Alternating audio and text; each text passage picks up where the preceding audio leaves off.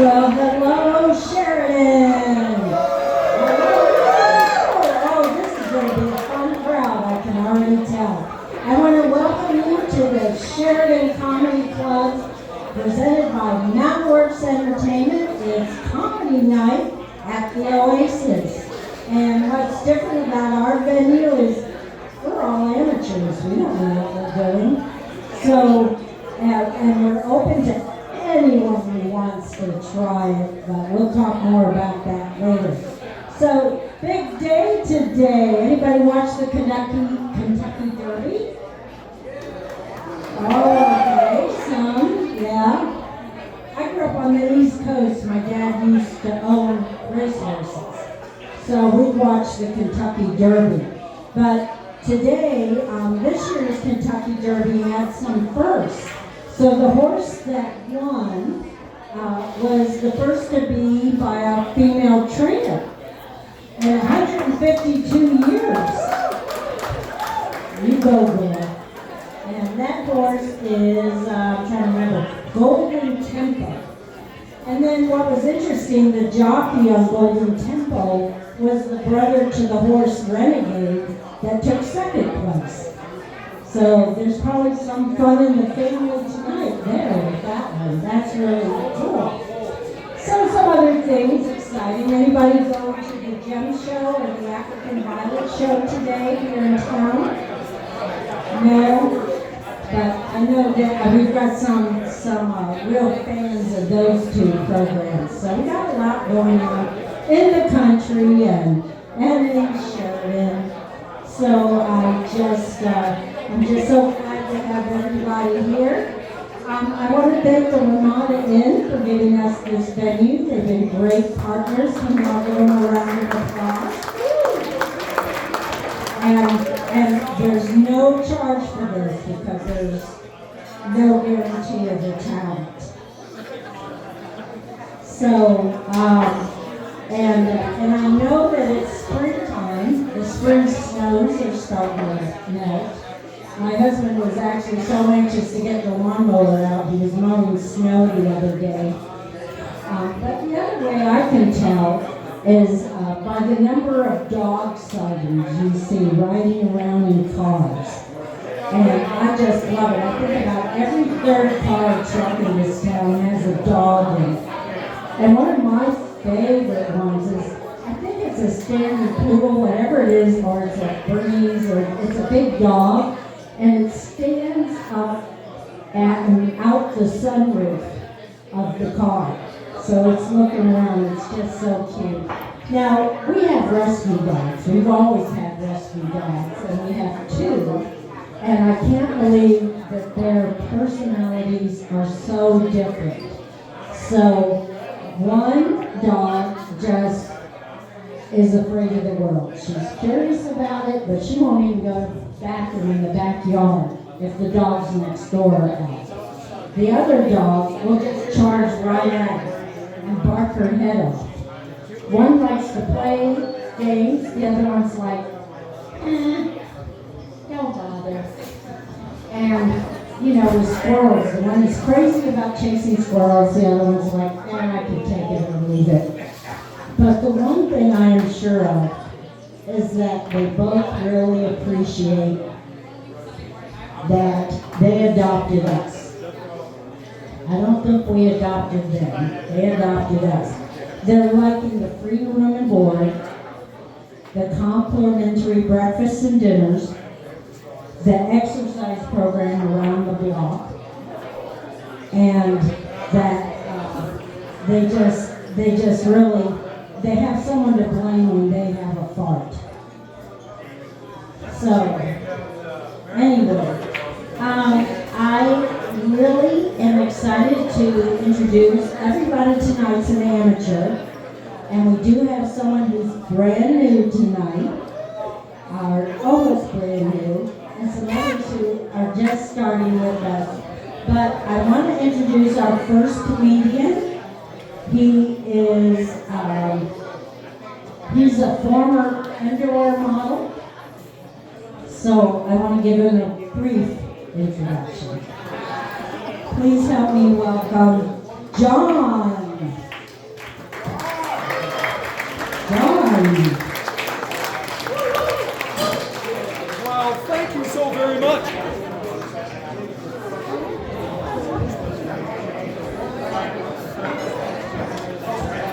Sorry, Jim. Jim, John, hey, whatever, I'll forget about it. Hey, how y'all doing this evening? Good to see you all. She did say that I was the first comedian up here this evening, and I really use the term loosely. In all honesty, I have nothing at all prepared. I even checked with ChatGPT to give me some pointers on this today. And of course, at this very moment, I've forgotten everything that they said. But she's a lovely lady named Victoria. She speaks that little British accent, it's kind of cool. But yes, anyway, this is not my first experience with comedy. 23 years ago, I actually did the same thing in front of a really huge crowd at the Improv in Orlando. So that was my comedy chops deal. The problem with that was, I was under the influence of a lot of substances at the time.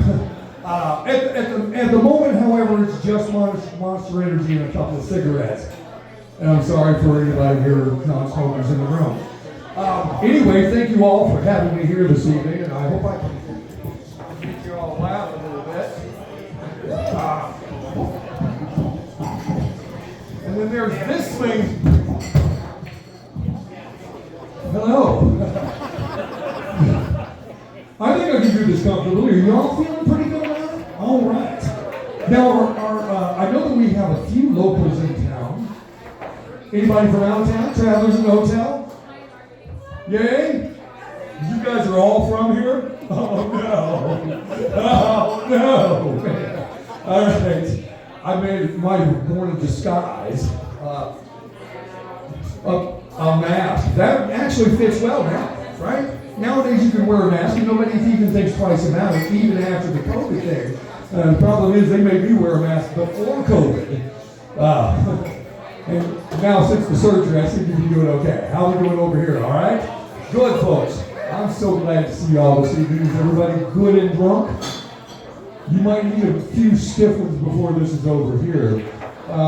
So when I did this 23 years ago, my girlfriend got me into a contest. I mean, I've been a goofball and kind of an idiot all my entire life. And I'm sharing that truth with you right now.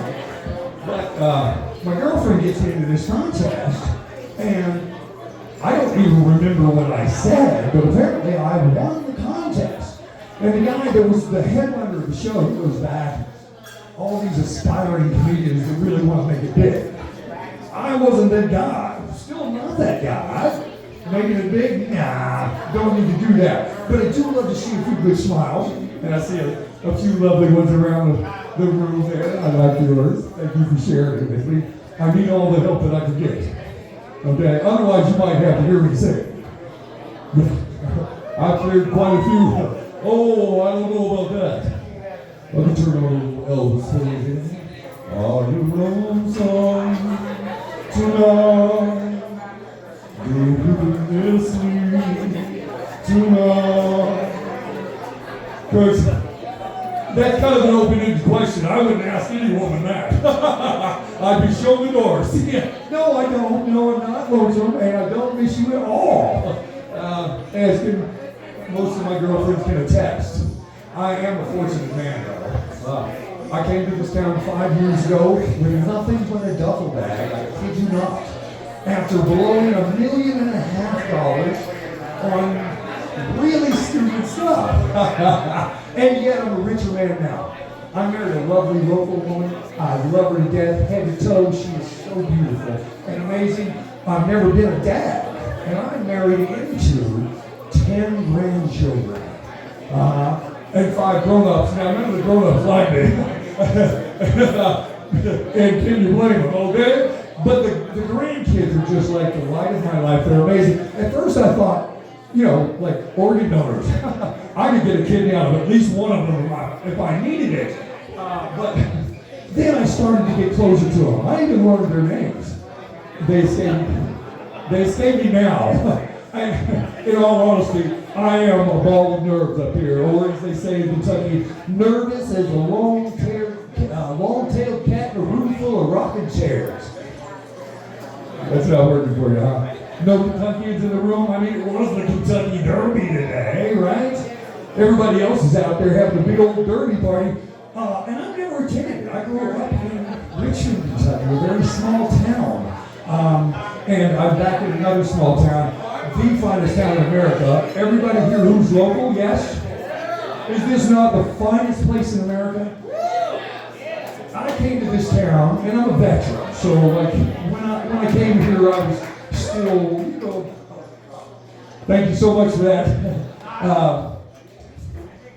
Don't make me cry up here, all right? I say that to say that, and for all of those veterans in the room, you know, I know that y'all carry scars. We carry scars, right? When I came into this town, I came into an amazing sense of peace. Nobody was shooting at me. It may happen yet. I mean, it's happened in other towns, too, believe me.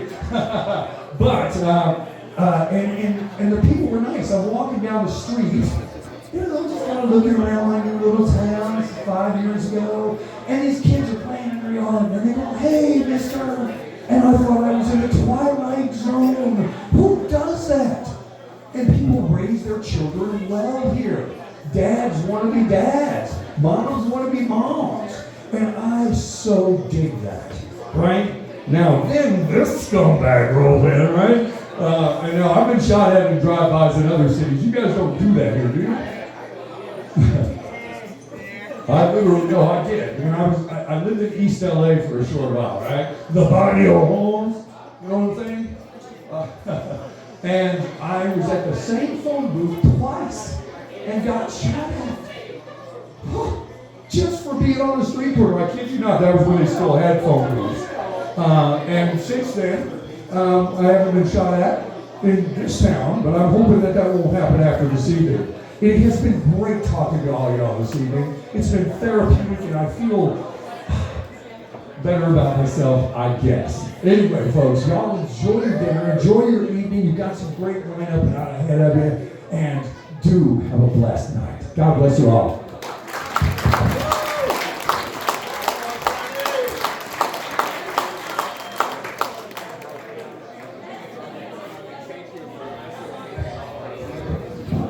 So I know that Jim asked how many of you are local. How many are you here from town? All right, we got a few. How many are traveling through? Wow, okay, very shy group. So I wanted to see what brought you in tonight here to the show. And how many of you listen to radio? Okay. Anybody hear about this program on 93.7 The Coyote? Oh, we got one. How about, let's see, 94.9 Classic Rock? Anybody hear us from Classic One there? And does anybody catch us on the Cowboy State podcast? Because one of our group actually has been on there twice. So anybody see our posters around town? One. All right, we're going 1, 1, and 1 there. Okay. You know, this venue, Mountain Works Entertainment, was really started for anybody who wants to try their hand at stand-up comedy.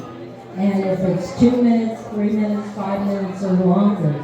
So if you think, I want to give it a try, just check with any of the comedians afterwards, and we'll be more than happy to talk with you about it and what's involved. And some people have come and they've done it once, and some have been with us forever. So that's good. Especially if you think you're funny. And if anybody else thinks you're funny.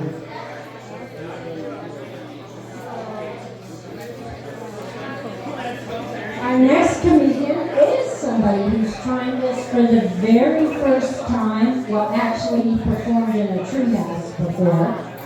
But if we could have a warm welcome for Sage. Oh, that's a good welcome.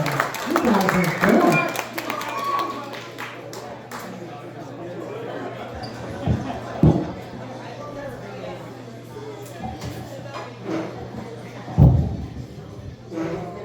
Okay, so first time, obviously, very nervous.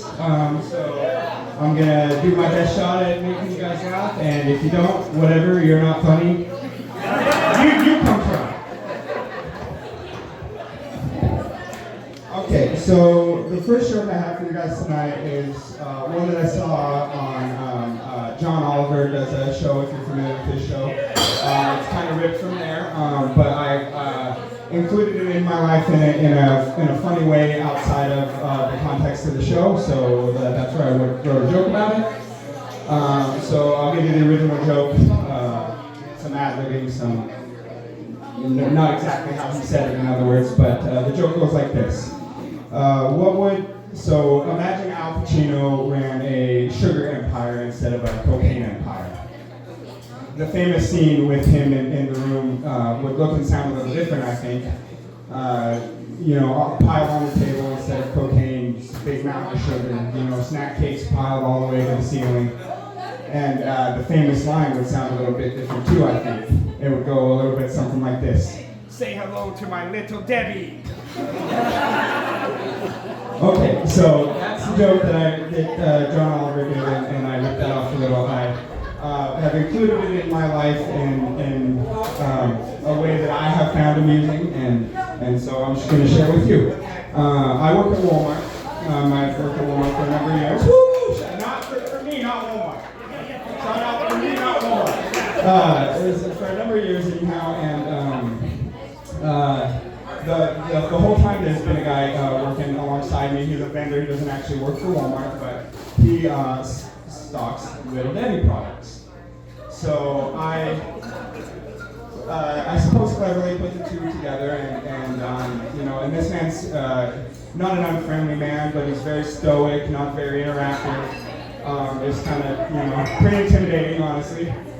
So I've kind of made it my personal attempt to first and foremost make myself laugh and help me get through Walmart, and secondly to try to help him crack a smile and have a good day as well. So I've tried this one on him from time to time. I go up and I say, "Hey, Little Debbie man, what would Al Pacino say if he ran a cocaine empire or a sugar empire instead of a cocaine empire?" Silence from him every time. I just wait in anticipation. Say hello to my little Debbie. Just firing snack cakes at him the whole time. And he's started to come around to the whole event. I think he's cracked a smile a couple times. I've cracked a smile every time. Shout out to Little Debbie man. And I'm gonna just reference this to just keep myself in line here. Okay, this next joke I'm going to refer to, I'm going to call Dotson. This is my own fun little interaction I had one time. My wife and I, when we were younger, we had a lot of car troubles, as I'm sure everybody did. Could never afford a good one. The bad ones we got blew up in our driveway, or we had to change the spark plugs every 10 seconds, and couldn't go to the drive-thru because we'd smoke out the whole Dairy Queen drive-thru because it's burning oil so bad. So anyway, I was always keeping my eye out for a good vehicle, cheap, So one day my wife and I were leaving our house, and I took a back exit that kind of leads you through a car lot. And so as I was driving through there, I saw this tasty-looking Datsun sitting there. And I looked at my wife and I said, "You think I should call about that Datsun?" And she says, "Yeah, sure, go ahead." Can't remember what we were driving at the time, some piece of shit, I'm sure. So anyway, I picked up my phone and beep, beep, beep, beep, beep. "Hello, thank you for calling Sheridan Motor. How can I help you today?"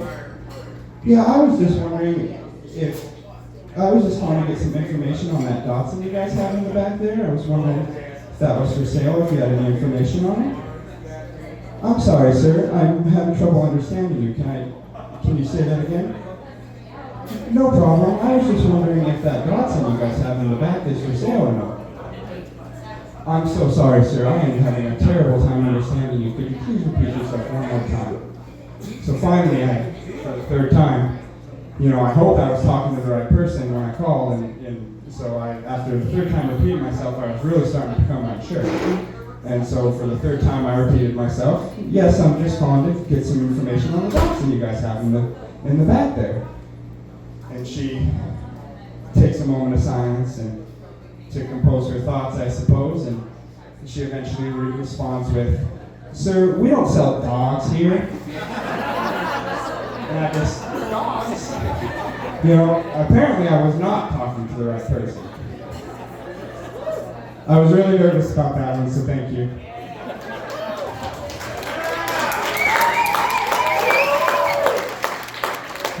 Okay, thank you. Okay, I have a couple of jokes here that involve my sister, who is not here tonight, which they're not mean, but I'm going to say that's maybe a good thing. My sister is first of all, she's loving, caring, strong. She's been through a lot in her life, and she's really made a turnaround, and I'm super proud of her, and that's why, her and I have suffered a big loss in the last couple months, so I wanted to include her in this, so shout out to her. She, with all her loving quality, she is not the smartest person. I'll rephrase that. She doesn't say the smartest things sometimes. And I have a couple quick stories here that demonstrate that. So my sister used to work at the Horse Palace here in town, and one day she was at work and whatever she was doing there, this person came in and I assume she was aware that people like this exist. But for whatever reason, she was very shocked and just very needed to go make a phone call to my mom. So she went and made that phone call, and that call went kind of like this. Mom, I have to share this with you. I don't know what she was thinking at the time. Honestly, she says crazy stuff. My mom responds, okay. This little person came in the store just now. Following up, I'm going to make one quick ad-lib here, and I wrote all this out very detailed, and so I was planning to just tell it, exactly how I wrote it, and I changed my mind on that quickly, so bear with me on the breakups. So anyway, so this little person comes into the store that she was working at, and my sister bucked out, and she's like, I gotta go call my mom for some reason. And she goes and she calls my mom, and she says, Mom, I gotta tell you this. My mom's like, okay. And my sister says, this little person just came into to the Horse Palace just now. And my mom, I'm sure, confused as all get out, says, okay. And my sister goes, Mom, he's like 16 inches tall. Yeah, and so my mom, I never got exactly how she reacted. She just told me she burst out in laughter after that. The funny thing about that too is my sister's married to a contractor, so I don't really see how those two things lined up. But that's one example of a silly thing she said, and I have one more for you. And I'll try not to break this one up with my nervousness. My mom, of course, again, and my sister were driving up Redgrave. And I did think it was kind of funny that all of these interactions with my sister don't involve me physically. But I do see my sister, and I do love my sister, but this was another phone call with my mom, or another interaction with my mom, rather. And so they were driving up Redgrave here in town, and my sister has always had a really anxious time on cliffy roads or roads with really dense trees. She's had a few accidents in her life, but I digress. They were driving up Redgrave, and I think my mom was driving, and my sister was just, she was bugging out, tweaking, starting to fill the car up with like static energy, and finally she just turns to my mom and she says, damn, why would they plant so many goddamn trees here? And my mom responds, Nicole and Kinsey, where do you think we are? So I don't know where she thought they were. I thought they were in the mountains. Yeah, thank you. Yeah. So those are the two about my sister. So again, just shout out to her. The next joke I have here is one that involves my wife again, and I just want to say she's incredibly funny, talented, and everything. This story references her sense of humor among her many great qualities. So anyway, this joke I've called Pizza Slam. So years ago, we were at our first apartment, and I believe it was my wife and her sister Rachel and we were, I believe, watching Workaholics. My wife says, I think I'm getting kind of hungry. So she's like, can you order a pizza? And I was like, you know, she gave me that look that she gives me to get me to do mostly anything. I think she's gotten pretty good at it after all these years. How many is it? 16 years? So that's pretty cool too. But anyway, so she gave me that look and says, hey, can you order a pepperoni pizza? And so, of course, I obliged and I picked up my phone and called the pizza joint. So I called, thank you for calling Domino's. How can I help you today? Yeah, I was just wondering if I could get a place of delivery order. Sure, what can I get you? Can I get some Parmesan bread bites and And in this moment, my wife, who is unable to control herself sometimes, just decided it was, I'll mention I was laying on my stomach at the time when I was making this phone call. And so my wife had the great idea to, while I was on the phone, right at the end of asking, for the pizza and everything, she just full on comes up and just body slams her mid-conversation with this pizza guy. So yeah, I was like, can I get a large? And the guy goes, I'm sorry, sir, I didn't quite catch that. And so after catching my breath for a good couple minutes, I finally responded. I said, oh yeah, sorry about that. Can I just get some Parmesan bread bites and a large hand-tossed pepperoni, please? And that's all I've got for tonight. So thank you guys so much.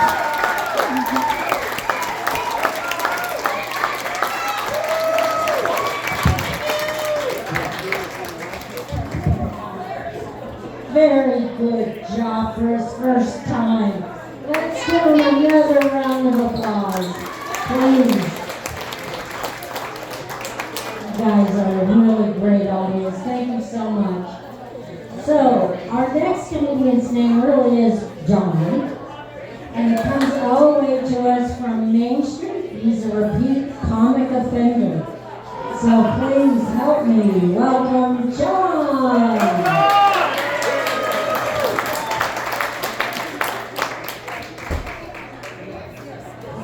Oh man, I don't know if we should say my name and the sentence repeat offender. I haven't seen John Snoozy in a while, but he's doing fine police work, and I wish he'd do it over there. So this is yes, my third time. So I guess I get to apologize to some of you for the third time, and some of you for the first time. I usually preface things by saying that I have an improv background, not so much stand-up, but doing stand-up. And I say that because I want you guys to know how little I practice anything in life. So that's why I got my little cheat sheet set list here. And this is fun because I can see all of you with my glasses on, but not really my set list. So we'll fumble through that. But I noticed we got some basketball on the TV today. It is a sports bar. And I think, is Philly still winning? Okay, go Celtics, Chad. My dear friend Chad, a New Yorker is here, and he likes me a lot, but I think the one thing he can't really stand is my love for Boston sports. But I'm a big hockey guy, so I'm enthralled in the Stanley Cup playoffs right now. It's very exciting for me because I know who my dad is. Like, I've grown up with my dad, of course. I mean, I have to say, of course. If some of you haven't, I apologize. He will be back with the cigarettes. I swear to you, he will be. But yes, I've known all my life my dad's my dad. It's my dad. Like, I try to unite sometimes when I see my dad do stuff, and I'm like, oh shit, we're the same. We really are my dad. But I say this because I feel like I maybe am a little bit secretly Canadian. Like maybe my mom had an affair with Canadian milkman that I don't know about. Because I just get really Canadian when I watch hockey, you know? And this is part of the set that's interesting for me since it's we're keeping the language down, so I can't give you verbatim what happens when I watch hockey. But you know, I do get a little Canadian. I'm just like, oh, let's heckin' go, boys. Let's go. Come on, let's get it. You know. When we're talking about a wicked clap parade, you know, I don't know why I'm talking about a wicked clap parade, but it just comes out like that. I don't know. There's a milkman out there somewhere. We're gonna have his DNA test in there. Yeah, so it's nice to be in this season of spring. Springtime to most people means flowers and green and butterflies and things. And I like that, but it means hockey to me too. So that's you know, unique. Something much to the chagrin of my mom. My mom's one of those people who complains about how you shouldn't have hockey where you don't have ice. And I'm just like, Mom, it's 2027-ish. Like, we got AI doing all sorts of shit for us. You can have an ice rink in Florida. It's fine. But I appreciate my mom. I love my mom. And since we won't do another one of these until after Mother's Day, by the way, next week, let's give a round of applause for moms. You guys are awesome. You know, and this is not just the ones that I'm trying to get with for like a year. So if you guys haven't seen me, just let me know. So another thing about me watching hockey, I used to have a very interesting experience with my ex-girlfriend.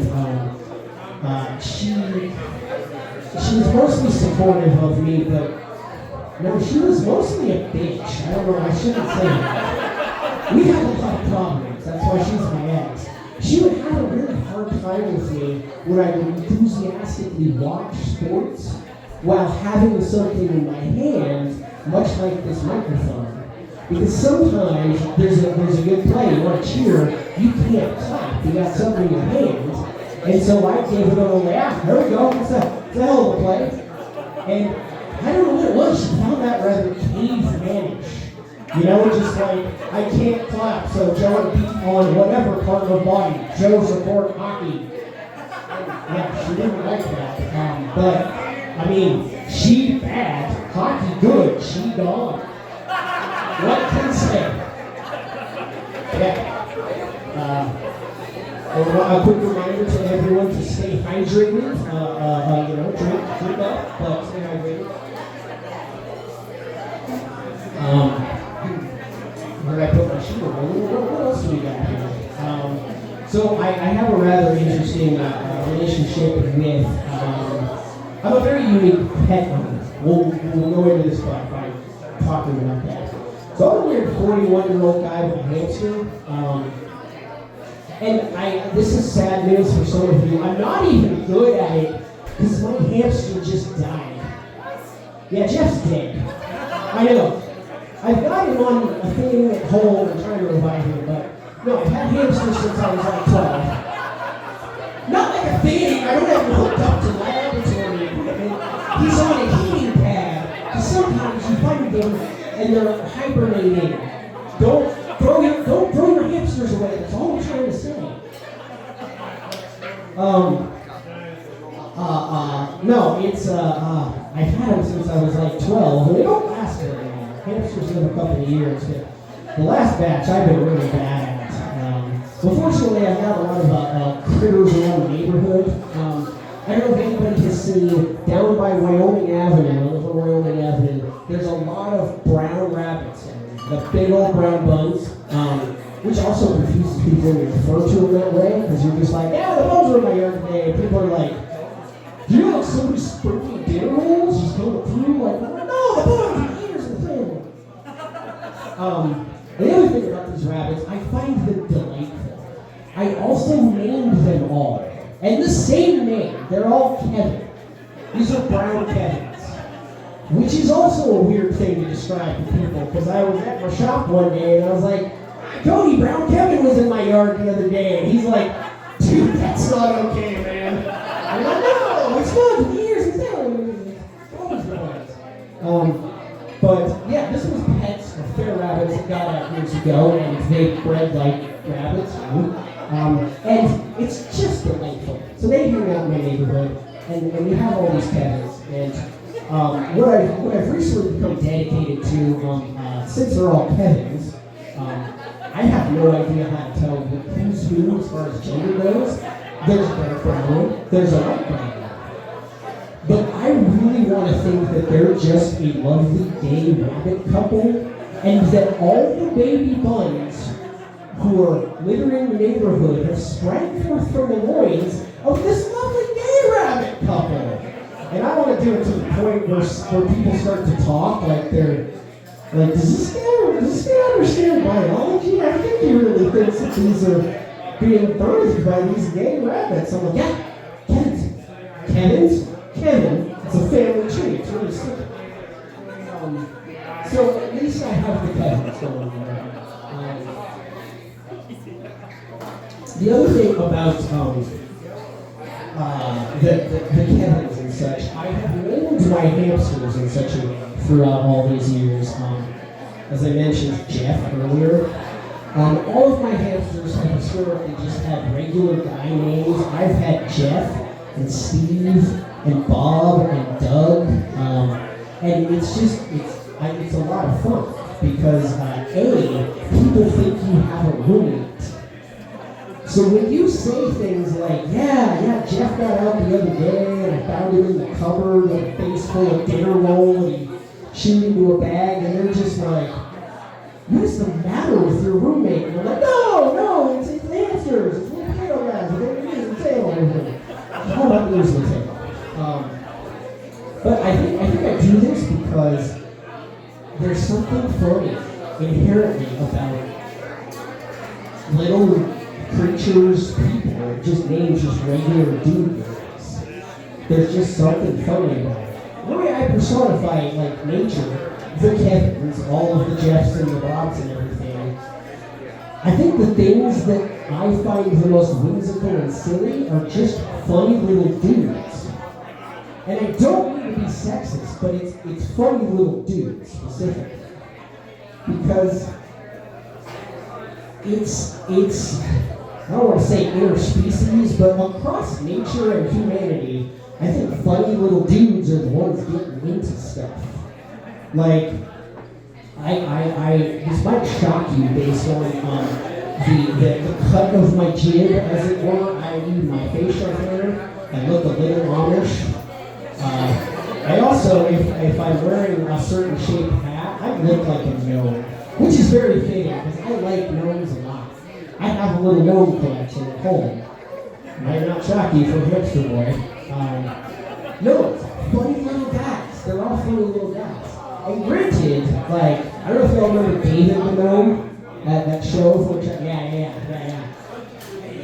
There's a wife in there, but for the most part, like, I feel like all their gnomes are just funny little dudes, specifically.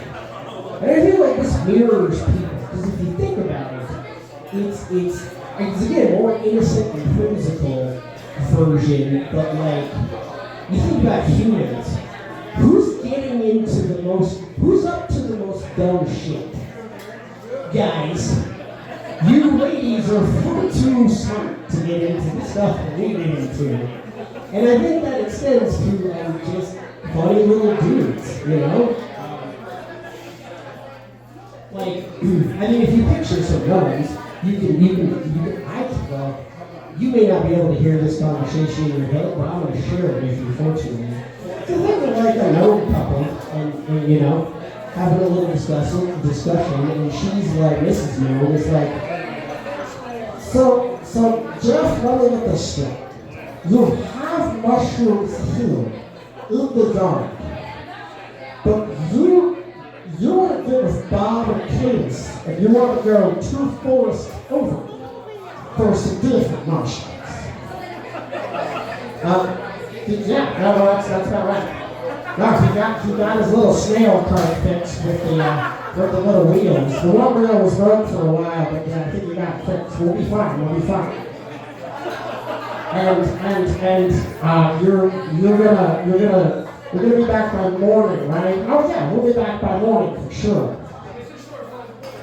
No one saw that note for 4 days. Because funny little men get up to shit. If you take nothing else from my time here, it's that funny little men get up to shit.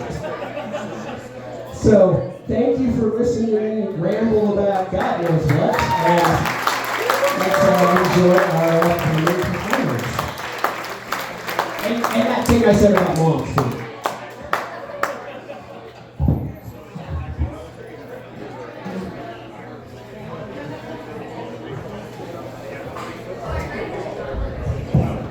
Thank you, John. Another round of applause, please.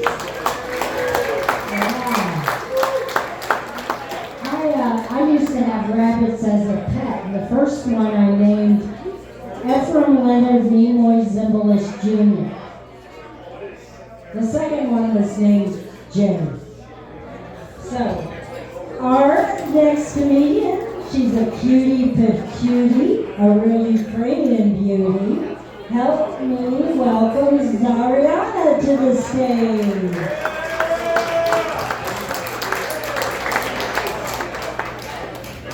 Thank you.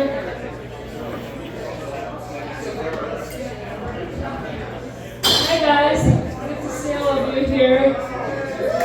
Wow.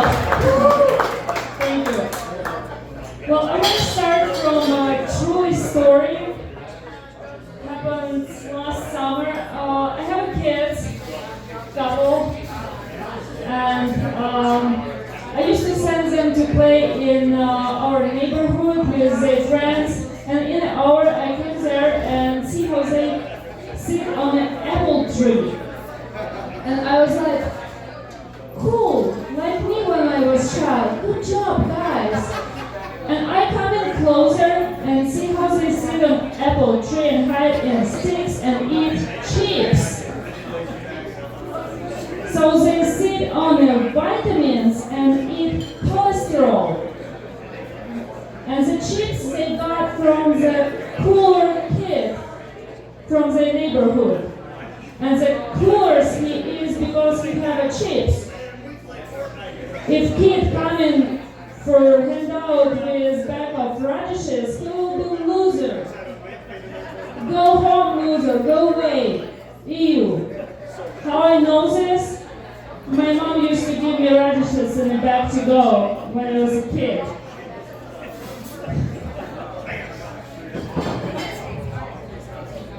And I was trying to understand why kids are like that much junk food and candy and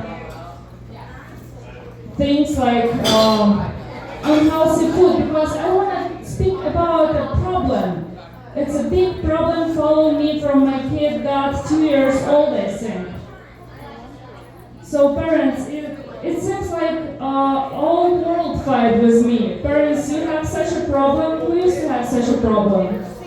So, and I was trying to figure out why it's like this, and I did decide it's because all not healthy food, like all candy, remember, all chocolate, it's in beautiful, a lot of color bags. It's like in beautiful packages, and healthy beans looks like a head, which you put shopping bag and try to chuck it. Right? And healthy food not just ugly, it's also more expensive. Like, for example, in the Wendy's, hamburger costs like $2.49 and apple salad something like over $8. Culture question, what the heck? They're even not whole apple. And I think it's impossible to teach kids to not eat candy, because the worst enemy for parents is Santa Claus. In Ukraine, we call him Grandpa Frost, because he comes with a huge bag of candy. And everybody knows candy eats sugar, and sugar eats drugs. So Grandpa Frost, he is in general dealer.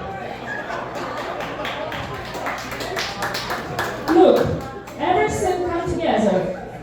He is wearing bright clothes, nobody can recognize him, and first those he brings for free. And then kids whole year like, Mom, can I have some, please? Right. And I remember my gift for New Year from Uncle Frost. It's whole bag of candy, and there one tiny orange healthy one. He's in this bag like Lil Wayne in library, like, what am I doing here? It's not my place. And the problem, teenagers also don't eat fruits and vegetables, right? Why they would if they can smoke it?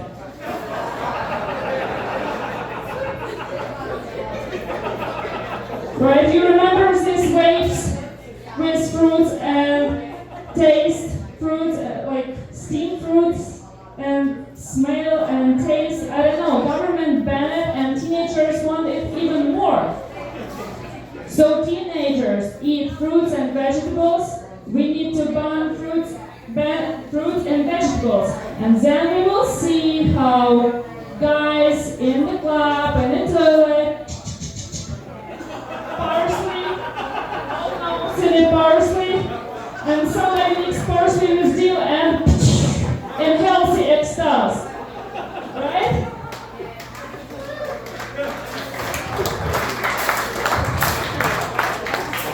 And we don't want to be healthy. Seems like even healthy food, we eat too much. Remember how we used to eat watermelon? Is anybody used to eat watermelon like tiny piece? Like, okay, just tiny piece, I don't want more, I'm not gonna eat more. No! Everybody eat watermelon till, oh, I can't breathe. Oh, give me more watermelon. One reason to stop eat watermelon is somebody bring cantaloupe. Right? I'm the same.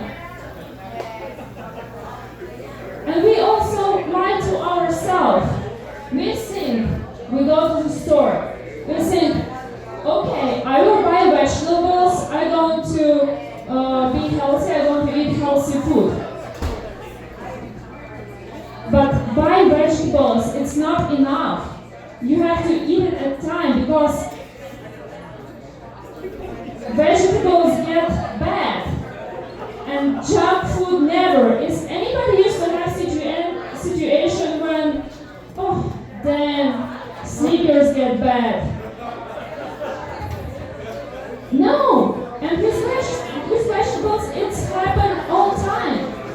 You put cucumber to the fridge when it's hard, and you take it out when it's already licking through the fingers. Right? And then cucumbers, like, okay, like right here, and sneakers right here. Right? And we like to eat junk food always and everywhere. Even remember, cinema.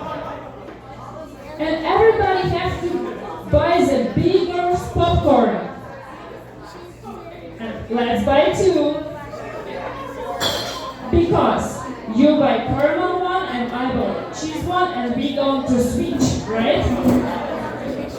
And from the start, popcorn, it's corn, it's a healthy.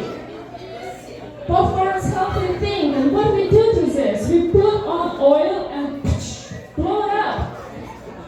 And put on top of caramel. If we would say to young corn, what we will do to this in the future, it would be shocking. It's saying like to say to Billy Porter or Bad Bunny how he will look like in 30 years.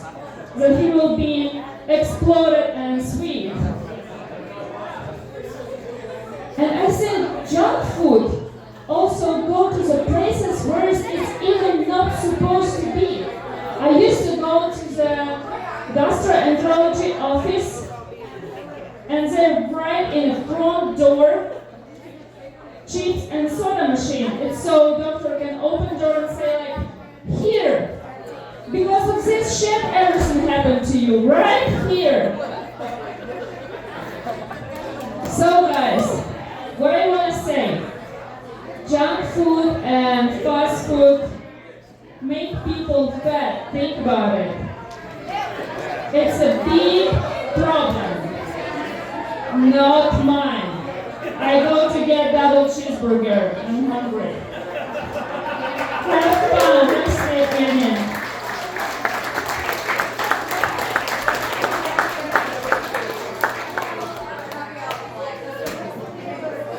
Okay. And thank you for the players who have us over here tonight. We're so cool.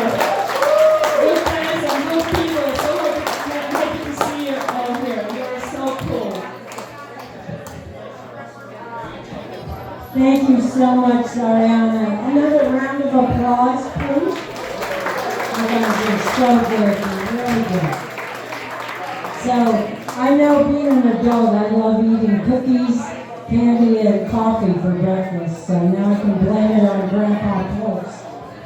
It's his fault. He's got me jonesy for the sweets. So our next comedian was telling me about a trip to a yard sale that he took this morning. And he said, boy, the shoppers there were just fierce. They were fast, they were running through. He said 2 old ladies tried to knock him over. So, I want to introduce our yard sale survivor, Marvelous Marv.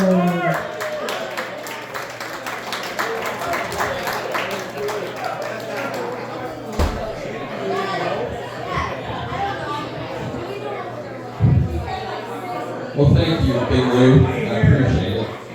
It's nice to see you all out here. Are you having fun so far? All right. Well, we're glad you're here. So I'm going to start out with just some ordinary, not related thoughts I've had recently.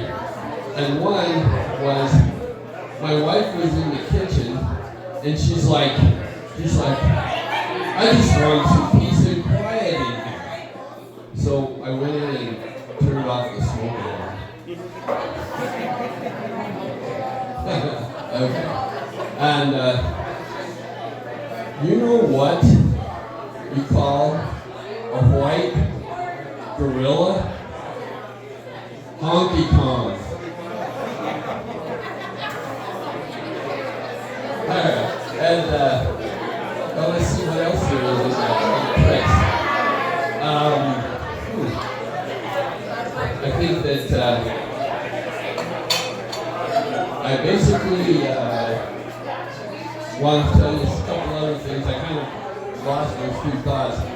But, this is another one. Tonight's my night to kind of do irreverent stuff. There's a study out. The study says that women with fat butts live longer than men that tell them about it.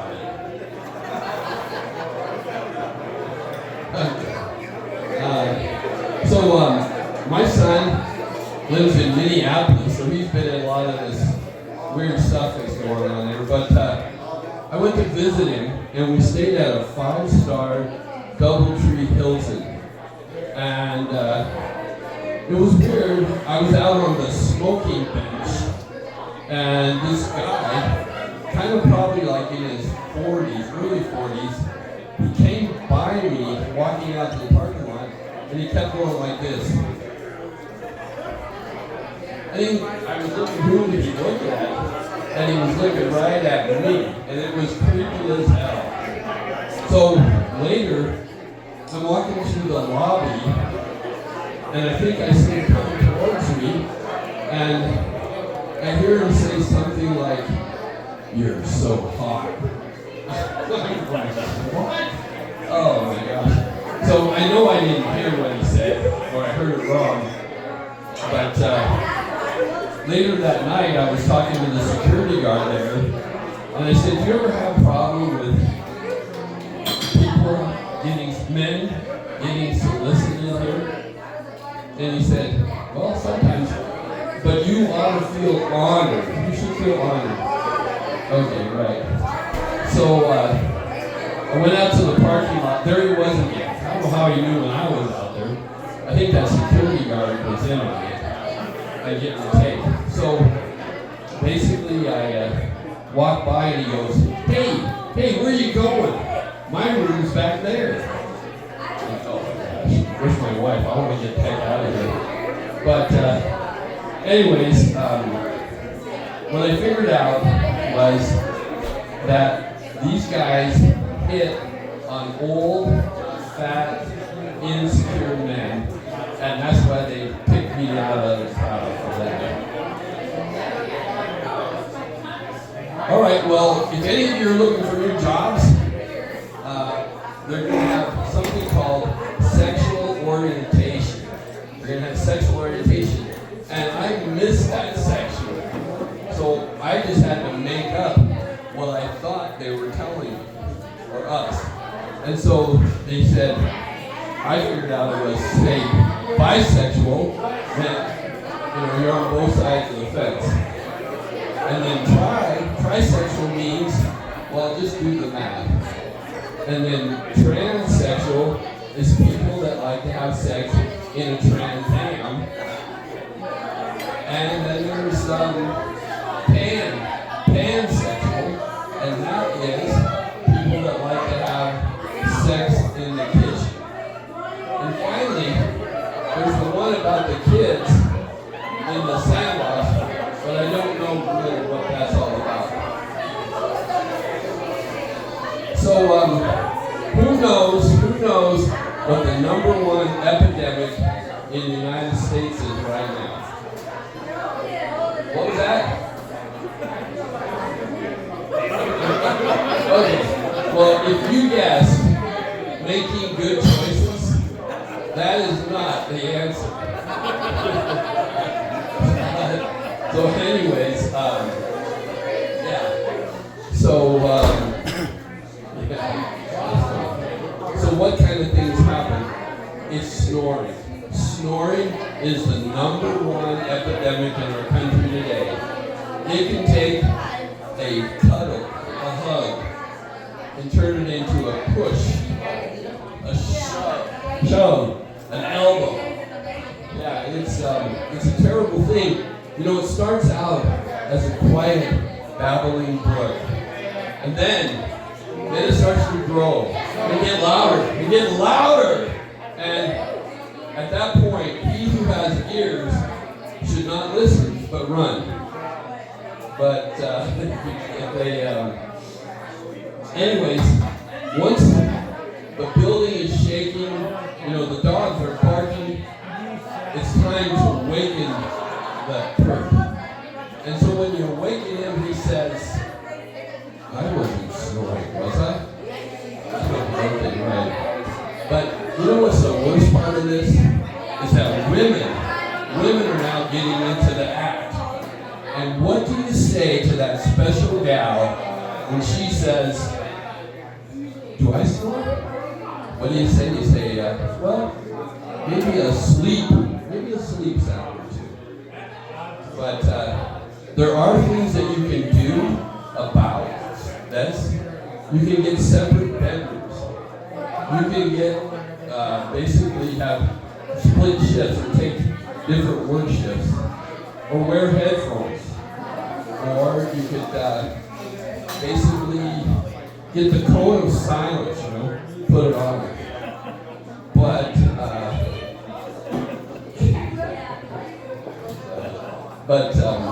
the thing that is a problem is if the snoring doesn't stop, there can be only one. And the one I missed, and the most important one, you can get a wood chipper, maybe a wood chipper. Then that's all it is.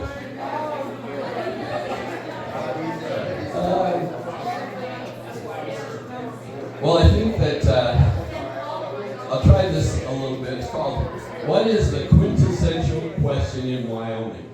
What is the quintessential question? And they asked a lot of famous people, like they asked John Wayne, what is the quintessential question? And why do dudes, quintessential is, why do the dudes come west? And John Wayne said, basically to get his something on. Sorry. Then they asked, who else did they ask? They asked Annie Oakley, why did the dude come west? And she said to get an AR-25. And they asked Willie Nelson, why did the dudes come west? And he said to get some kick-ass weed. And then they asked, who else did they ask? Then they asked Darth Vader, why did the dudes come west? Why did they come west? Dude, I am your father. Anyways, you've been a great audience. Thank you for listening. And I would say dream big, go get them. Stay frosty, my friends.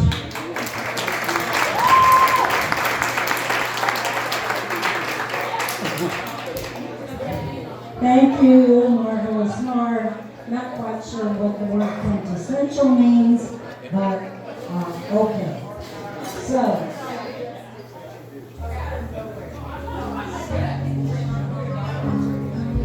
now is the shameless part of our show. Comedians, particularly amateur comedians, are suffering. We really need to be able to pay our bar tabs and maybe even take a gasoline. So we ask you to reach deep into your hearts, reach deep into your wallets. This was a free show. You may have stumbled into it. You may not have known what you got yourself into. But we will so appreciate that you show us how much you care. Because you can save an amateur comedian from having to skip his bar tab. So we thank you, and we will be around to see you. Don't be the one who turns away. So, thank you.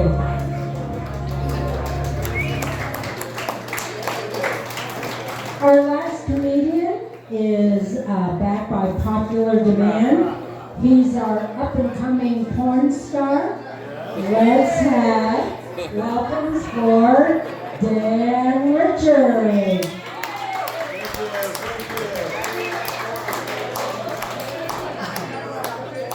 All right. Well, once again, let's hear it for Oasis here, the great service and everything that's going on all the way through. I'm going to start off with, I'm currently in the best shape I've ever been. And that's terrifying, because I still have the face of a man who knows exactly which gas station has the best hot dogs. For 48 years, I wasn't gaining weight. I was proofing. I was like a yeast-infected sumo wrestler in the sauna. I rose to 350 pounds, and my confidence curled hot faster than yogurt in a hot car. And women, nobody was rising to this occasion.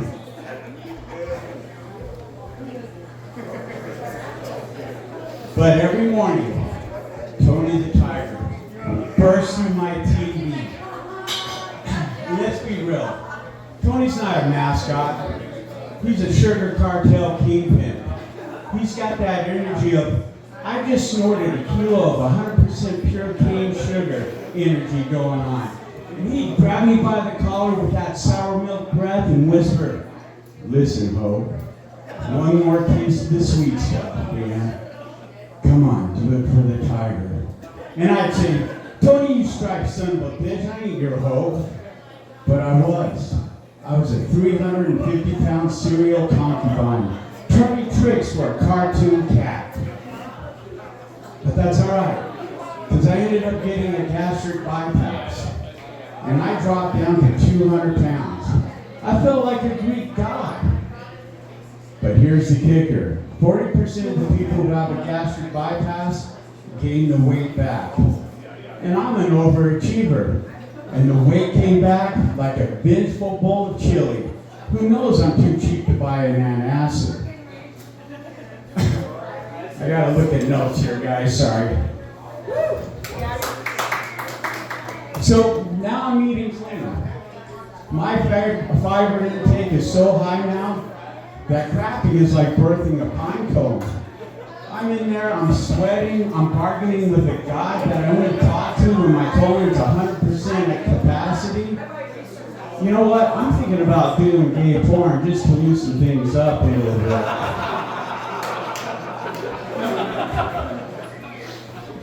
But what's even worse is I'm like a dog in the front yard, right? I'm up.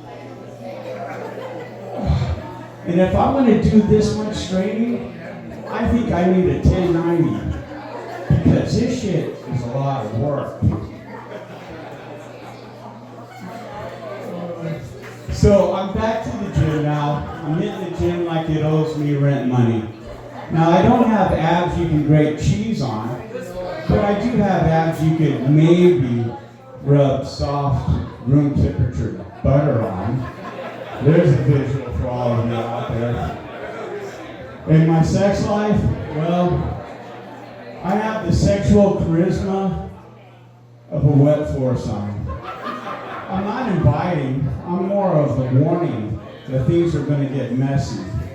And finding a single lady here in town, well, that's like finding a bidet in a rodeo. It's just not happening. I'm looking for love in all the wrong places. So, you know, a lot of guys, when we hit the gym and stuff, we're in those locker rooms. You know, and I thought guys were ruthless with all their confidence castration going on. But really, the ruthless ones are the women. You women are savages. I'm at work the other day and a female friend of mine goes, hey Dan, do you even remember where the hole is?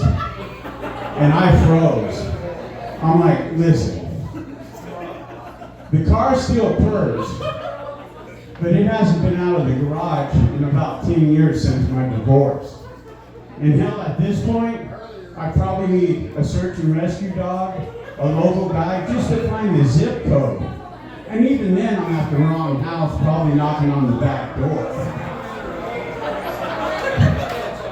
Good, I'm glad some of you got that, because I was wondering if that was going to work. Thank you. But here's the kicker. If I was to get a woman into bed, well, I'd be like a caveman who just discovered fire. I'd be holding it wrong, I'm burning myself, I'm yelling, where do I put this? And at the end of it, she's at the edge of the bed, staring at the wall, going, well, that was something, all right. And I would be apologizing to her. It would just be a big mess. But here's the great thing with it's a side effect of the gastric bypass. It's called hypoglycemia. 1 teaspoon of sugar, and it's like Mary Poppins roofie food. I become an instant break dancer with no rhythm at all. As a matter of fact, people don't even call 911 anymore. They just drop a beat and throw nickels at me and go, hey, go for it, buddy. So here's the question I get. Dan, would you have the gastric bypass again, knowing the failure rate, knowing that 1 teaspoon of sugar turns you into electric boogaloo, knowing that Tony the Tiger is waiting in the bushes to get you, and knowing I have no confidence around the bush? Well, hell yeah! Look at this body. I'm still a mess, but I'm a smaller mess. Hey, thanks everyone. I appreciate it. You all have a great night.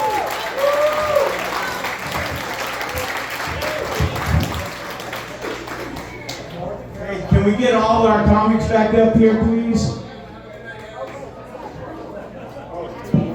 Wait, before all the comics come up, we do have someone who's asked if you could come up and tell a couple of jokes. Are you still up for it? Yeah, this is a surprise. Very nice. Here you go. What's your name? Mitch. Mitch?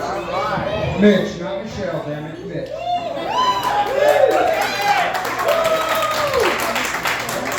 I figured I'd just get up here and try and toss a couple of jokes around.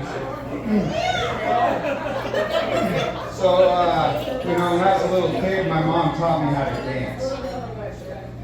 Pretty cool thing, I like to dance, even to this day I like to dance, and there was this older gal asked me out on the dance floor, and she had some big old titties, I'm sitting there, and I'm a little kid, just right there hovering.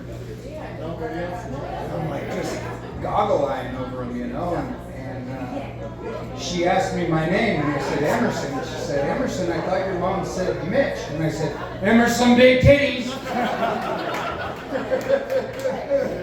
So I grew up in Montana, grew up around here in Wyoming, but the last 15 years I lived in California.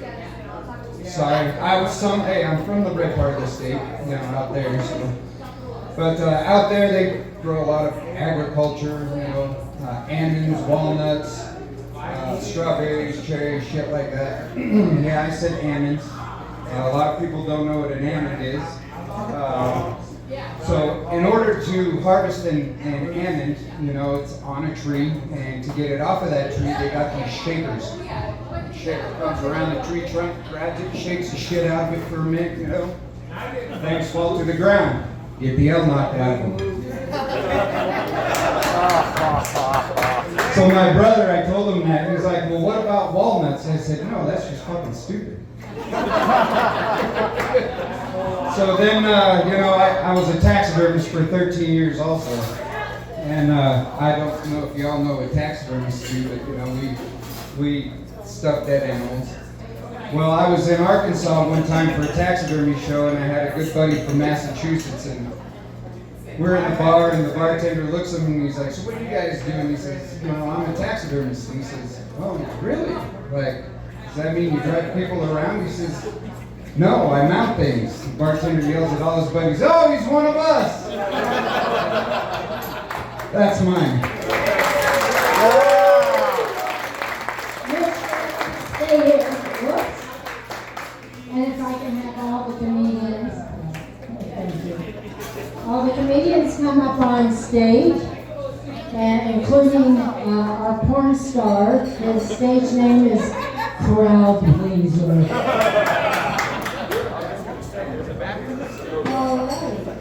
All right. Do we have a stage? Yep. All right. Well, thank you very much. Can we give them all a round of applause?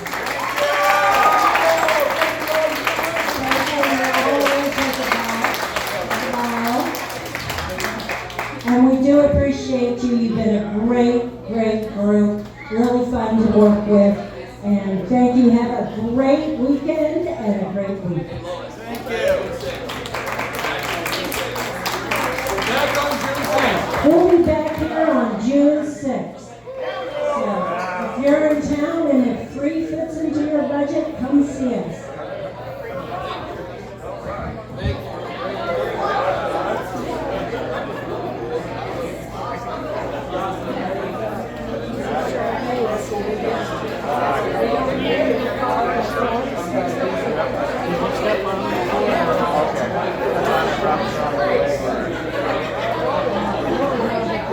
Yeah.